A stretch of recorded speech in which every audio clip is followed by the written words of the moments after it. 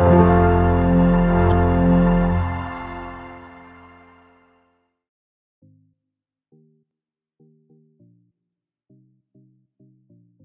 Assalamualaikum. Nama saya Ahmad Abdul bin Muhammad. Saya daripada BMA S1 Tok 2 Grup C. Hari ini grup kami akan terangkan untuk komponen brake system. Di depan ni adalah master pump atau dikenali sebagai master cylinder. Master cylinder memainkan peranan yang utama sekali dalam sistem brake jenis hidrolik. Dia mempunyai 3 tugas utama lah, iaitu sebagai alat untuk menyimpan dan memanfaatkan cecair brake. Yang kedua adalah untuk mewujudkan satu kuasa tekanan yang tinggi dalam sistem brake.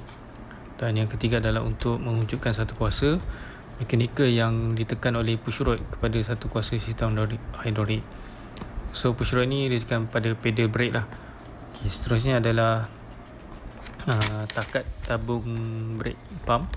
So kalau kita tengok ini adalah pump ni di tengah-tengah, maksimum antara maksimum dan minimum. So yang terbaik adalah maksimum. Okay, kita buka cap ni, kita tengok keadaan minyak hidrolik. Okay. Okay. Master pump yang ni mempunyai 3 saluran valve. Yang pertama di depan, terus salur ke 2 bahagian tayar di depan, direct akan berpecah pada 2, dan yang belakang ni terus direct ke tayar belakang, satu di kanan, satu di kiri. Okey, baik. Bagi master pump ni kalau kita tengok banyak komponen.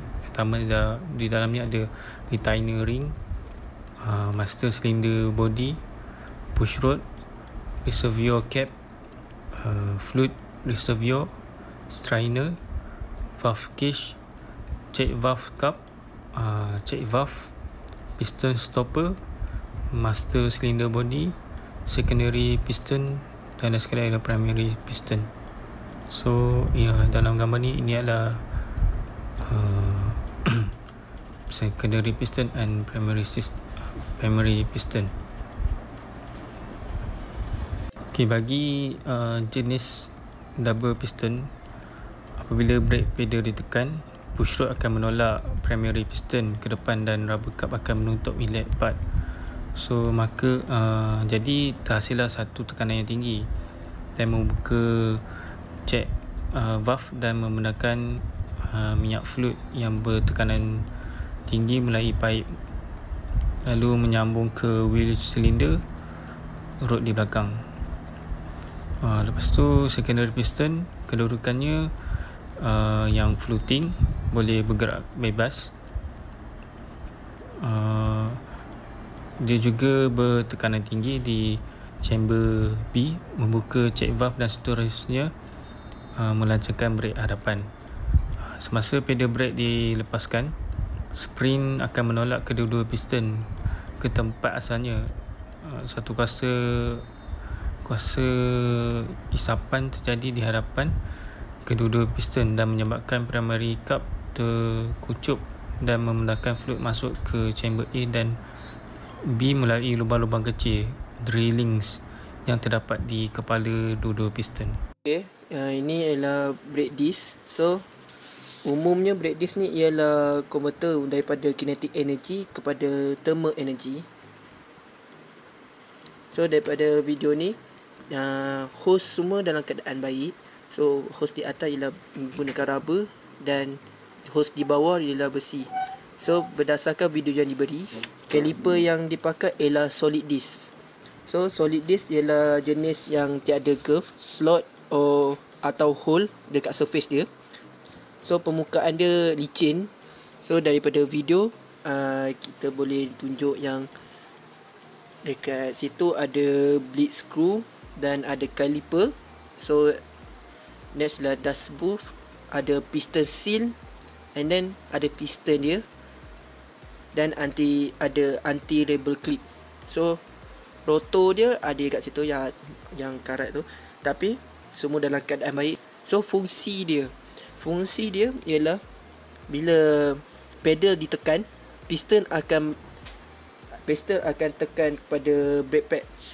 So kereta akan perlahan-perlahan akan berhenti, ataupun kalau dalam kecemasan dia akan berhenti sekaligus. Okey, untuk brake pad pula, brake pad kancil terletak di sini.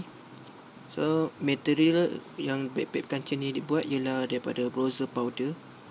Browser powder ni ialah 15 by weight. So ini dikaji di Bolton pada tahun 2013. So fungsi brake pad ni ialah untuk mewujudkan friction di antara rotor dengan brake pad untuk membentikan kereta. So brake pad ni ialah untuk mencengkam rotor. So semakin lama kita pakai, semakin lipis brake pad itu. Okey, seterusnya kita akan ke pedal brake. So untuk model kancil ni kita gunakan manual. So brake pedal adalah yang berada di bahagian tengah. So brake pedal ni yang pertama kita kena tahu dia punya free play. So bila kita tekan, dia mesti kena ada free play. Free play tu ialah free play antara push rod pada master cylinder dan piston di dalam master cylinder. Tekanan tidak boleh terus ada pada piston master cylinder. Kalau tekanan terus berlaku, maka brake pad akan engage dengan disk dan menyebabkan brake pad menipis dengan cepat. Okey, apa yang ada pada brake pedal ni ialah brake switch. Brake switch berfungsi untuk mengawal lampu brake pada bahagian belakang kereta. Seperti yang kita tahu, bila kita tekan pedal, so lampu belakang akan menyala. Sebab apa lampu belakang menyala? Sebab kita akan bersambung menyebabkan current lalu dan menyalakan lampu bahagian belakang kereta. Jadi sistem brake switch ni bila brake pedal tidak ditekan, maka litar tidak bersambung dan lampu pula tidak akan menyala. Pada brake switch juga terdapat pelarasan. Bila mana kita tekan brake pedal dalam 15 hingga ke 20 mm, baru litar bersambung dan lampu belakang menyala. Okay, today we want to talk about rear drum brake. Okay, this is a real quick view of a rear drum brake that from a Pro 2 kancil. So there is the example. Alright, this is a detailed diagram of drum brake that show all of the component. Firstly is the brake cylinder. The function is to exert force onto the brake shoes to push the into contact with the drum and slow down the vehicle with friction. Secondly is the piston, which is placed in the brake cylinder that used to push the brake shoes. The third one is the emergency brake mechanism that work when we park the vehicle. Fourth is the brake shoes. When the brake pedal is pressed, the brake shoes are forced outward, pushing against the inside of the brake drum and slowing down the vehicle. The fifth is the adjuster mechanism that used to adjust the height of the emergency brake lever when it will be pulled. And next is the cable that connect the brake lever into the emergency brake mechanism. And lastly is the drum housing cover. So this is the cable is connect the brake lever with the emergency brake mechanism. When the brake lever pull, the brake shoes will push outward. So this is the demonstrate of brake drum when the brake lever is being pulled.